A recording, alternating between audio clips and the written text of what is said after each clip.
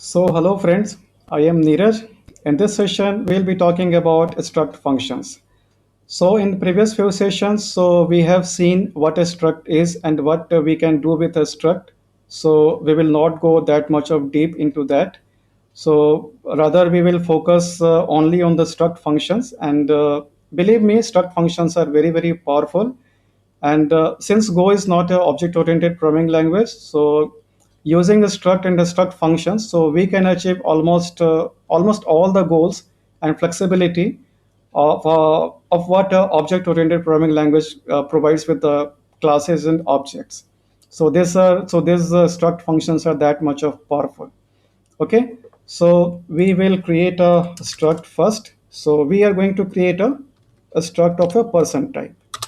So we will start with the type keyword and we will name our struct as person and struct, and our person is every person is going to have a first name, so it is going to be a string, and this is also going to have a last name, and it will also be a string. Fine. And in our main function, so we are going to create a variable, and this variable would be a type of person like this, and we will set the f we will say f dot lname equal to, let's say, Neeraj. The first name would be Neeraj, and p dot lname would be Avinash, and we are going to print out this the values of our struct. So we will say fmt dot printf, and we will say first name, and also we are going to print the last name, and we will also have a slash n for the new line character, and we will say f dot p dot fname and p dot lname. So we'll save it, and if we run our program with go run main dot go, so we are going to have the first name as Neeraj and last name as Avinash. That's fine. So, but what if we could have moved out this logic to display the name of our person struct into a separate function? So definitely, so we can create a function using func keyword, and we will name it display name. So this is not going to return anything. So we can very simply move this logic from the main function into this function. So but actually here comes the problem. So however our person struct is there, so but we cannot access the variables of the first name variable and the last name variable directly. So what we could have done, what we can do is, so whenever we call it, so we can either pass our the this person struct into as an argument. Okay, fine. So let us also see that. So we can say display name, and here we can pass our struct this variable p, and here we can say p dot person. Now the error is also gone, and if we run our program, so we are getting the same thing. That's fine. So but actually, so this is not this is basically a pure function, so but we can convert this pure function into a struct function so very easily. So all we have to do is, so we have to, after this func keyword, in the parenthesis, we are going to say p variable p. We have to define what type of this function is going to be attached with. So since we are going to attach this function with the person with the struct person struct, so that is why we will say that thing. And if we, and here also this time also, so since this function is not going to accept anything, so and this time, so this is basically this is a undefined, because right now this is undefined. So if you hover on this, so display name function is undefined, reason being, however this display function exists, but this is not a pure function, rather this function is a struct functions.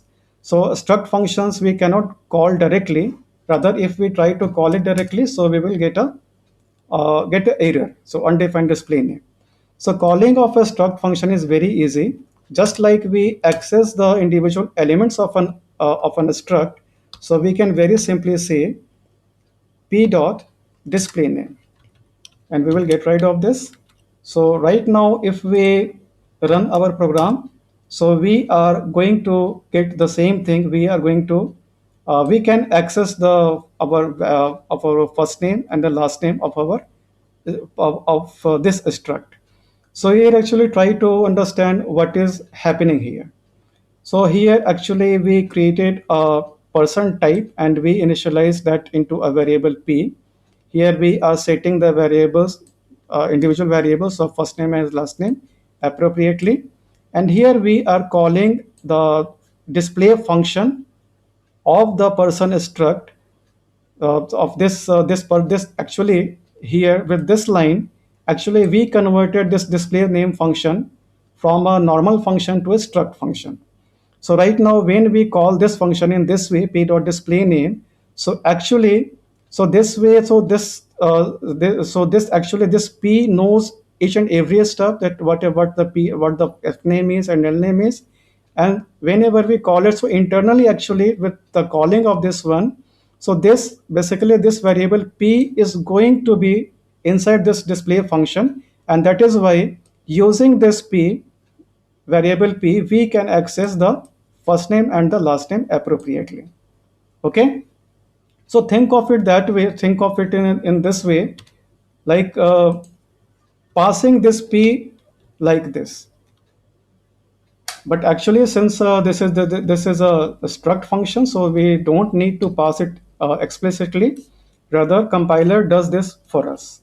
Okay, so let me get rid of this. So also using a struct functions in the object oriented programming languages. So usually in Java or C++, so we used to have some kind of getter or setter methods. So getter method we used to get the values from the class, and setter method we used to set the private variables of that class, right? So very easily, what if we can set these values from here.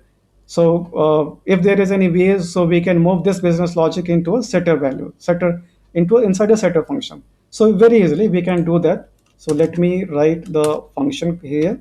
So we will say fp dot set name, and we will pass Neeraj and Avinash here. So actually this function is not defined. So very shortly we are going to define it. That will clear one more very important concept. So that is why I think like it's better to see that. So we will say with func, and we will say we are going to attach this method to person struct, and here we are going to expect two value to a string, and that would be of type string. So since both of this first name and last name values would be a type of a type, the type would be a string. So that is why. So we can write instead of this thing. So we can write very simply so variable names and the type of the those variables. And inside this, if we try to write it this way, equal to fname, and we will say lname equal to lname. So this way, if we run this program, so what do you think? What could be the output? Any guess? Okay. So let me clear this. So actually, we are not going to with this display name function. So we are not going to get the output. But let us see, and I'll explain why it is not happening. So reason being why it is not happening is, so by default, where you with when we wrote this statement p dot set name or p dot display name, so actually compiler by default it passes as a pass by value.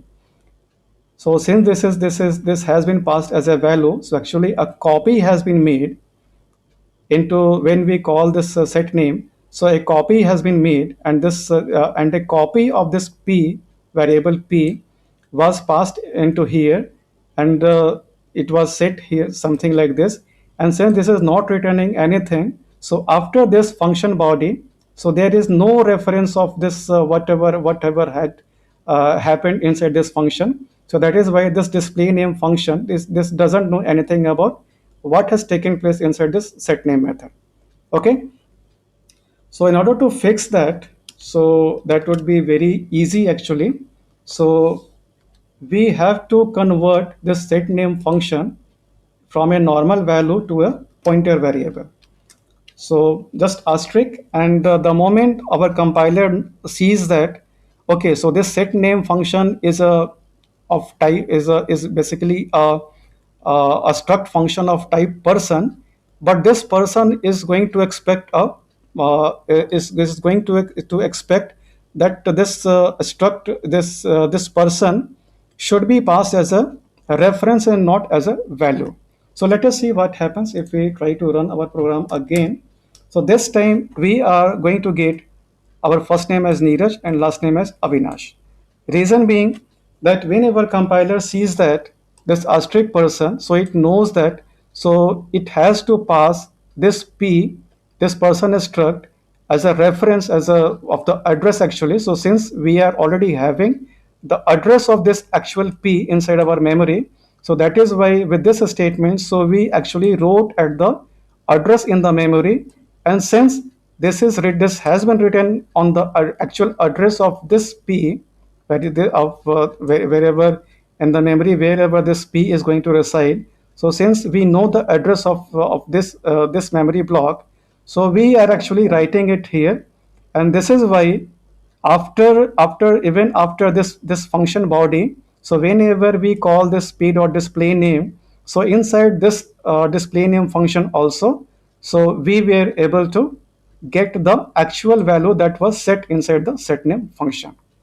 So this way we can also create setter getter methods, just like we do with C++ or Java or in Java. So that's all for this session, and I think like we covered most of the things about the struct functions and the struct. So yes, so that's all for this session. And if you have anything to say or any doubt, any query, so please do let me know in the comment section, and I'll try to answer them as soon as possible. So till then, take care and happy coding.